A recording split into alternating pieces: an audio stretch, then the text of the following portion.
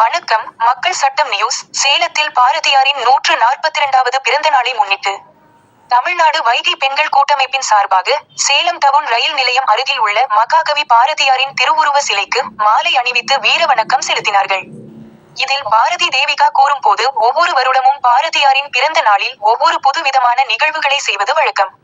அதனைத் தொடர்ந்து பாரதியாரின் சிலை முன்பு மண் பானையில் பொங்கல் வைத்தும், பொங்கலுக்கு மஞ்சள் கொம்பு கட்டியும் கரும்பு தோரணமிட்டும் பெண் உரிமை தினமாகவே கொண்டாடப்பட்டு வந்தோம்.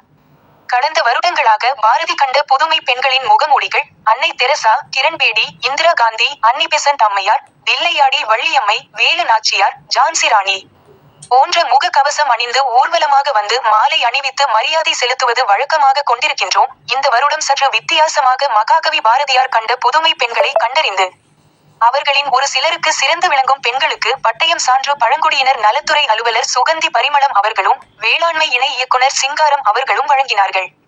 பெண்கள் என்று பட்டயம் அணிவித்தோம். இது பெண்ணினத்திற்கு மகாகவி பாரதியார் தந்த பெருமை. தீப்பொறியாக பெண்கள் கொழும்பிட செய்திருக்கிறார். அவர் மறைந்தாலும் இருப்பதாக நினைவூட்டுகின்ற பொறுப்பிலும் அந்தஸ்திலும் இருக்கக்கூடிய வாழ்ந்து கொண்டு தான் இருக்கிறார். அந்த பாடல் வரிகளும் நேர்கொண்ட நிமிர்ந்து நன்னடையும், நேர்கொண்ட பார்வையும், யாருக்கும் அஞ்சாத செருக்கும் பெண்களுக்கு தினம் தினம் நம்பிக்கை ஊட்டுகிறது. நம்பிக்கை நட்சத்திரமாக விளங்குகிறார் என்பதுக்கு உதாரணமாக மகாகவி போற்றி புகழ்ந்து வீர வணக்கம் செலுத்துகிறோம்.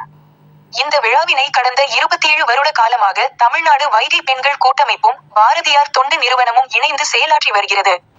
இதனைத் தொடர்ந்து செய்கின்ற பாரதி தேவிகா ஆகிய நான் பெருமை கொள்கிறேன். நிறுவனத்தின் முன்னேற்றத்திற்காக பணிபுரியக்கூடிய செயலாளர் நீலா, செல்வி, முல்லை, பேபி, ஷாலினி, சிரஞ்சீவி, மோகன் சக்தி, பிரியேஷ்குமார், திவ்யபிரியா, பேபி, வர்ஷினி ஸ்ரீ மற்றும் பல்வேறு நல் உள்ளங்கள் உடன் இருந்து செயலாற்றுகிறது என்று பாரதி தேவிகா தெரிவித்தார்.